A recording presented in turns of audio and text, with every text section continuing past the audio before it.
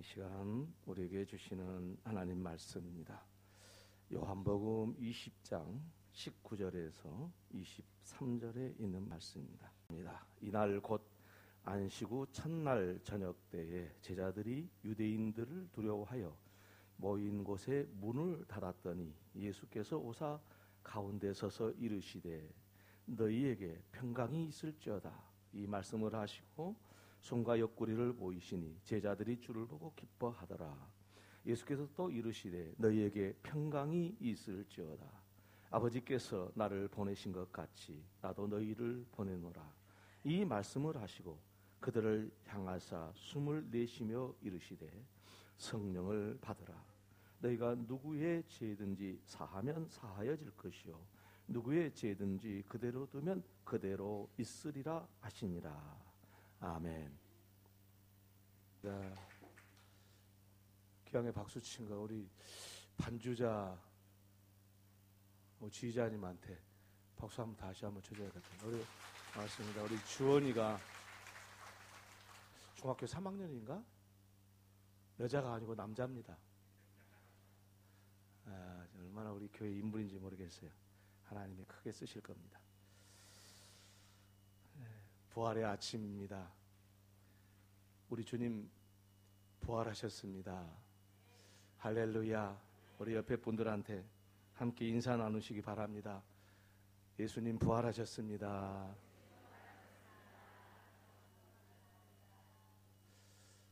(2017년) 부활절을 맞이해서 부활의 생명을 풍성히 누리는 여러분과 가정이 되어지기를 주님의 이름으로 축원합니다. 예수님을 통해서 우리에게 주신 부활 생명은 성령을 받을 때 시작이 됩니다. 부활 생명이 성령 받을 때 시작된다는 사실은 우리 믿음 생활에 있어서 대단히 중요한 일입니다. 하나님께서 처음 사람 아담을 만드실 때 흙으로 빚으시고 그 코에 생기를 불어넣었다 했는데 그것은 하나님의 영이신 성령으로 창조했다는 뜻이 되겠습니다.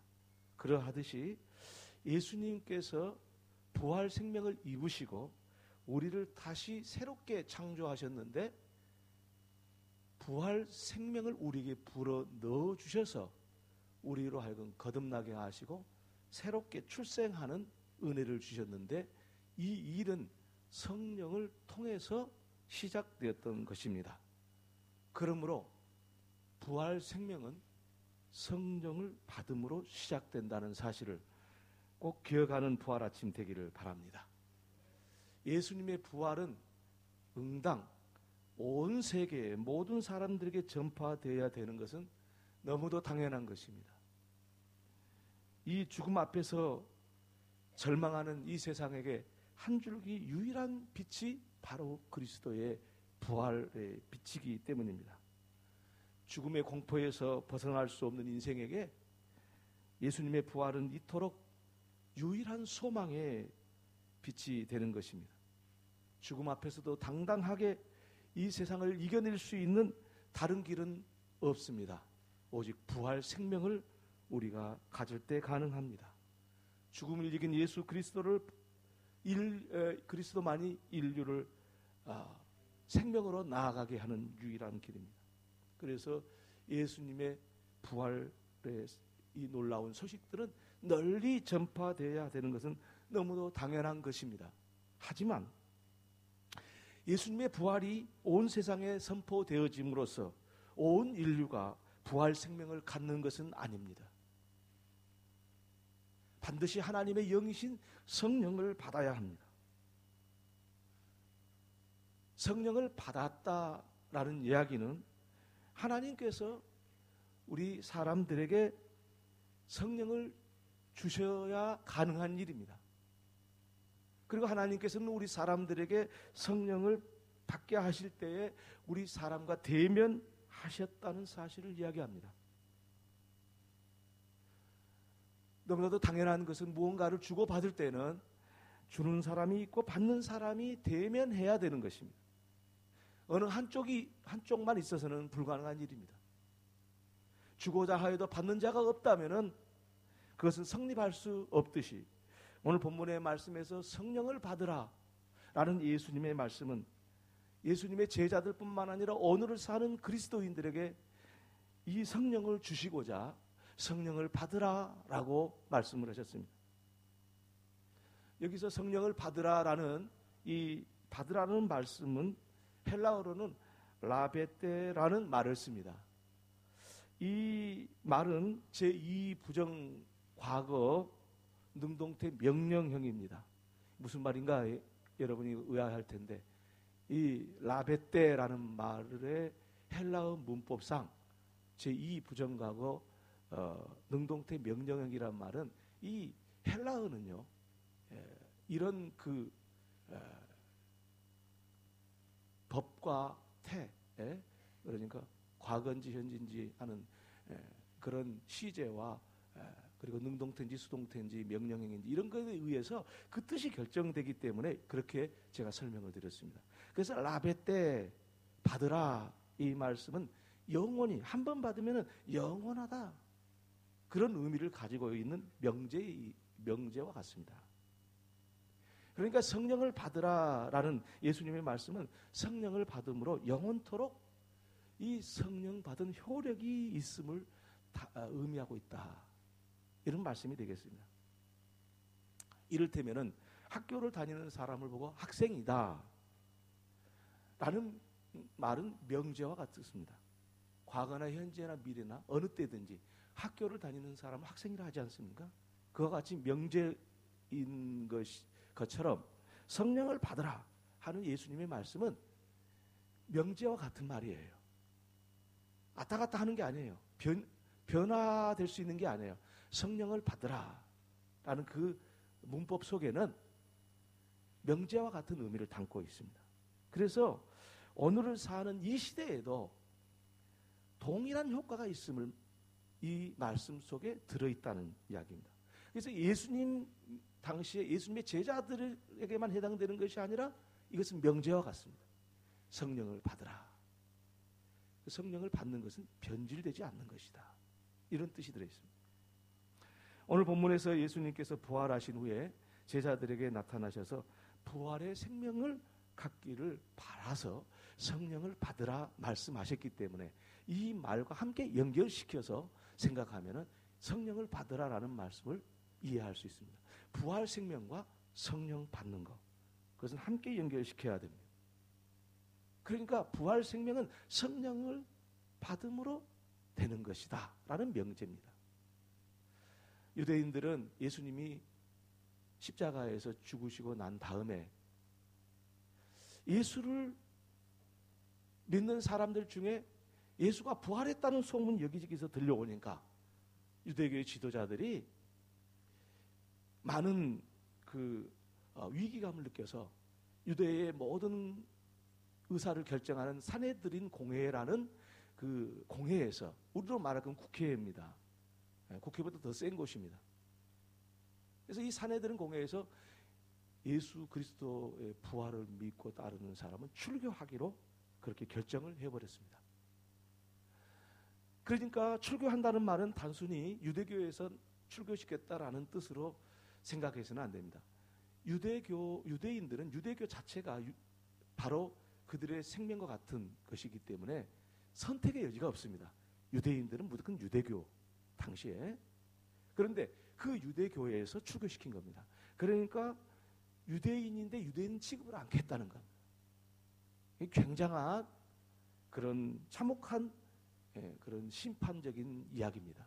그래서 예수 부활을 믿는 사람은 다 유대교에서 출교하겠다. 그 모든 제재가 따르니까 이 제재에 대해서 굉장히 많은 두려움을 가질 수밖에 없었습니다. 그래서 제자들이 위기감을 느끼고 이 위기에서 벗어나고자 제자들끼리 함께 모여서 이 위기를 벗어나고자 했던 것입니다. 그리고 제자들이 방에 들어와서 문을 닫고 잠갔습니다.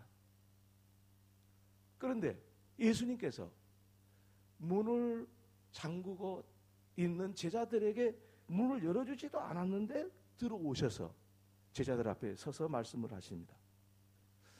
이러한 사실은 이성적으로는 받아들일 수가 없는 것입니다. 십자가에 죽은 예수님께서 어떻게 살아나셨는지, 말로만 들었던 예수님 부활하셨다는데 실제 부활하신 예수님을 만나고 나니까 이건 받아들일 수 없는 그 상황이 된 겁니다. 얼마나 두려웠겠습니까? 문을 잠갔는데도 문을 열지도 않고 어떻게 들어왔지? 믿을 수 없는 일이야.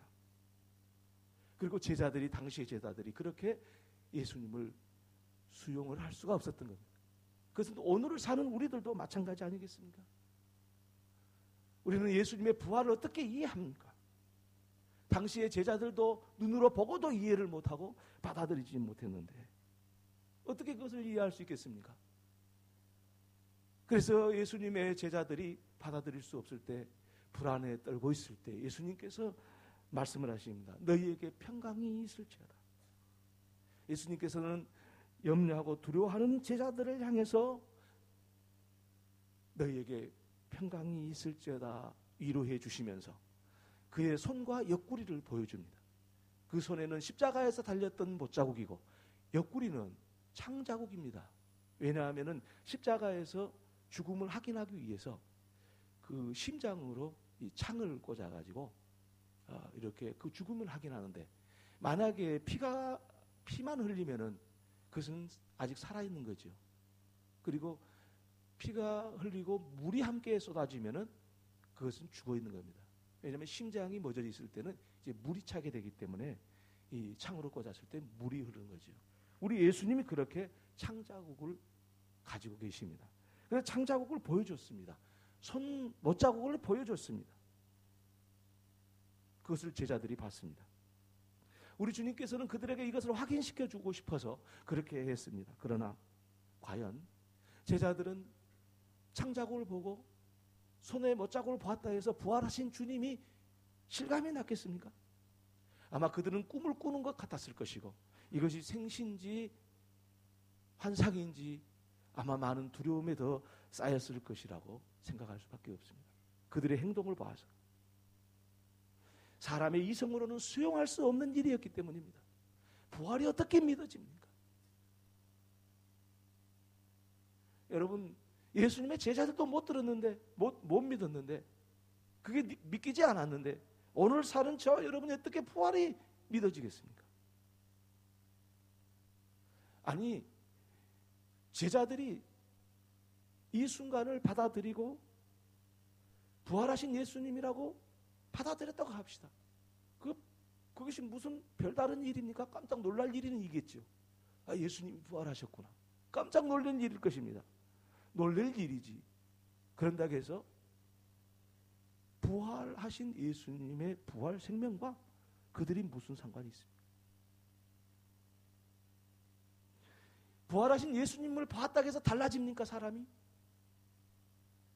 이론적으로 부활을 증명했다고 해서 그게 무슨 소용이 있습니까? 이론적으로 증명하면 그게 그래 맞아, 이론은 맞지. 수용한다 해도 그게 무슨 소용이 있냐고요. 예수님의 부활은 예수님의 부활일 뿐이요, 사람의 부활과는 아무런 상관이 없는 것입니다. 알고 보고 믿는다 해서 그것이 과연 부활 생명이, 우리 예수의 생명이 우리의 부활 생명이 되는 것이겠습니까?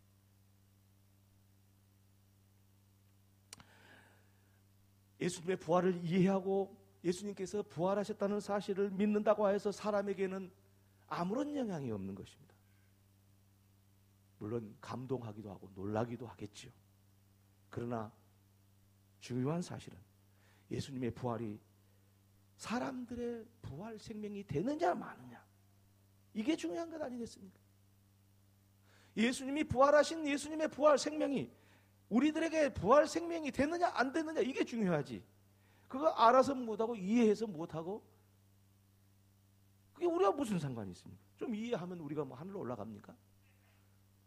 그거 받아들이면 우리가 위대한 사람이 됩니까? 예수님의 부활 생명이 저와 여러분의 부활 생명이 되느냐 마느냐, 이게 중요한 거지. 다른 게 뭐가 필요하겠습니까? 예수님께서는 이러한 사실을 분명히 인식을 하셨습니다. 그리고 제자들에게 말씀하십니다. 아버지께서 나를 보내신 것 같이 나 너희를 보내노라 말씀을 하셨습니다. 예수님의 제자들은 이것을 듣고 전혀 이해를 하지를 못했을 것입니다. 아버지께서 나를 보내신다. 그것은 우리 하나님 아버지께서 그 아들 예수 그리스도에게 부활 생명을 주셔서 이 세상에 보냈습니다. 제자들에게 보낸 겁니다. 그러듯이 예수님이 하신 말씀은 하나님 아버지께서 나에게 부활 생명을 주셔서 이 세상에 오게 한 것처럼 나도 너희들에게 부활 생명을 주어서 이 세상에 보내겠다라는 주님의 말씀입니다. 그러니까 이 말씀은 무슨 뜻이겠습니까? 부활 생명이 너희들에게 있게 하겠다. 예수님의 제자들은 이 말을 알아듣지를 못했습니다. 이해할 수가 없었습니다. 왜입니까? 부활 생명을 소유하지 않았기 때문입니다. 하나님 아버지께서 부활 생명으로 이 세상에 예수님을 보내셨듯이 부활 생명으로 너희들에게도 주어서 이 세상에 보내기를 내가 원하노라 하는 말씀을 하시고 제자들에게 부활 생명을 주시고자 했습니다. 그래서 하신 말씀이 성령을 받으라. 성령을 받으라. 이 말씀을 하셨던 것입니다. 그러니까 성령을 받으라라는 그 말씀 속에는 내가 너희에게 부활 생명을 주노라 하는 말씀과 같다라는 말씀이 되겠습니다. 이 말씀을 하시면서 숨을 내쉬었다고 말씀하고 있습니다. 흔히들 이 말씀을 생각할 때 예수님께서 저 미련하고 깨닫지 못한 제자들을 향해서 아이고 답답해 하면서 한숨을 내쉬었다고 생각하는데 그게 아닙니다. 하나님의 아들 예수 그리스도께서 부활 생명이 있지 않습니까? 그 부활 생명을 제자들에게 주시면서 그 성령을 드러내는 것을 이야기하는 겁니다. 숨을 내쉬면서 성령을 받으라. 여러분 성령을 받을 때 여러분도 기억하신 분이 계시겠지만 얼마나 기쁘고 감사하고 그야말로 황홀하고 한편 두렵고 떨리는 순간이 우리가 느껴지지 않습니까? 그것은 바로 예수님이 숨을 내쉬면서 하는 말과 같은 말입니다. 하나님의 말씀을 들을 때에 두렵고 떨림이 올 때가 있습니다. 기도할 때에 두렵고 떨림이 오고 기쁘고 감사할 때가 있습니다. 성령의 숨소리입니다. 그 성령을 받으라는 주님의 말씀이 바로 성령을 받으라는 말씀입니다. 당시에 예수님께서 제자들이 느낀 그 숨결은 바로 우리에게 성령을 주시는 역사의 현장이었던 것입니다. 성령을 받으라는 예수님의 말씀과 성령의 역사는 부활이 어떻게 오는 것인가를 분명하게 말씀하고 있습니다.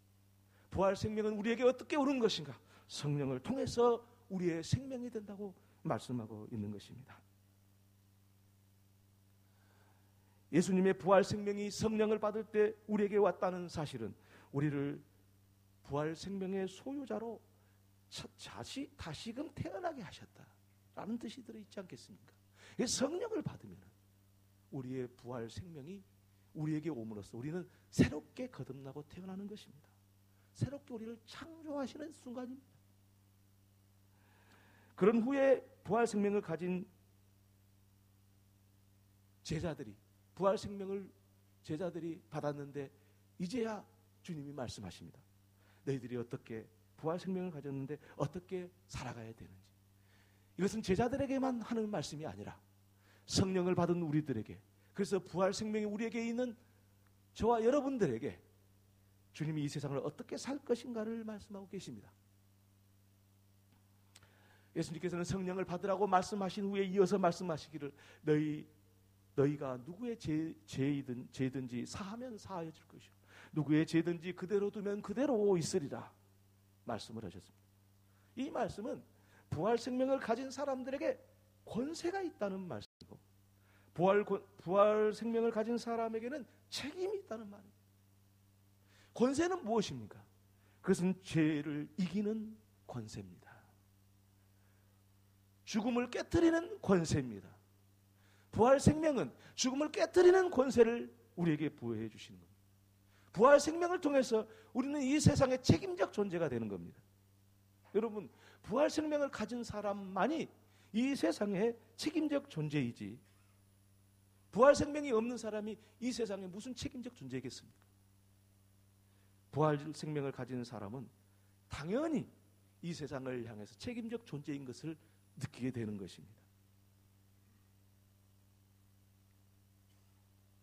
그렇다면 부활 생명이 우리에게 성령을 받을 때 온다고 했는데 이 성령을 받는다는 게 도대체 무엇인가라는 것입니다.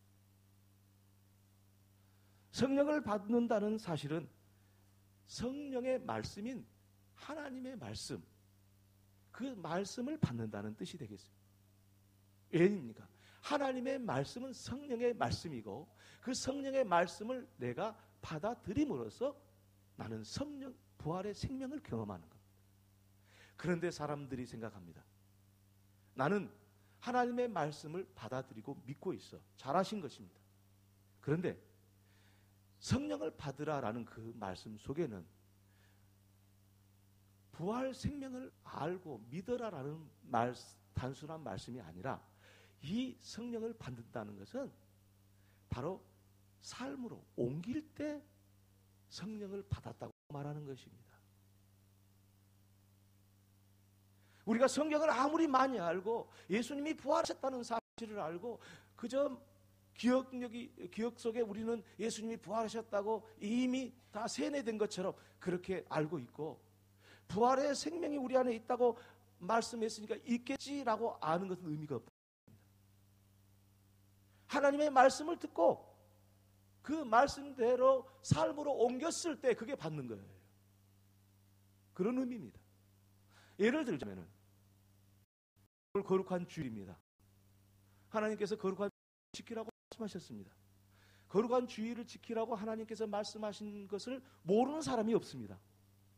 그러나 자기 생각대로 교회를 오기도 하고 오지 않기도 합니다. 그것은 성령을 받은 것 같아도 받지 않는 겁니다. 교회를 온 것은 성령을 받은 증거입니다. 하나님의 말씀을 실행에 옮겼을 때 하나님의 영이신 성령님을 통해서 부활 생명이 우리에게 온다는 사실을 말씀하고 있는 것입니다. 그러므로 여러분, 하나님의 말씀을 듣고 그것을 이해하고 깨닫는 것이 문제가 아니라 하나님의 말씀을 삶 속에 때 우리의 삶으로 옮겨냈을 때 성령 생명의 부활을 경험하게 되는 것입니다. 이 은혜가 있기를 주님의 이름으로 축원합니다. 2017년 부활의 우리 모든 성도들이 부활의 생명으로 충만해지시기 위하여 오늘도 말씀을 듣고 실행에 옮기는 하나님의 사람들이 되기를 바랍니다. 그래서 하나님이 주신 부활의 권세를 가지고 이 죄를 깨트리고 사망의 권세를 이겨내고 이 세상을 이겨내고 그리고 이 세상을 향하여서 책임적인 존재로 살아감으로써 하나님 앞에 거룩하게 쓰임받는 하나님의 종들이 되어지기를 주님의 이름으로 축원합니다. 기도하겠습니다. 하나님 우리의 아버지, 아버지의 은혜와 사랑을 감사합니다. 오늘 부활의 아침에 우리를 부르신 그 음성에 응답하게 하셔서 부활의 생명으로 충만케 하신 하나님 감사를 드립니다. 성령을 받으라라는 주님의 말씀을 우리 마음속에 깊이 새기고 이 말씀대로 삶으로 옮길 수 있는 저희들이 되어서 부활 생명을 누리는 저희들의 삶이 되게 해 주옵소서. 예수님의 이름으로 기도 올리옵나이다. 아멘.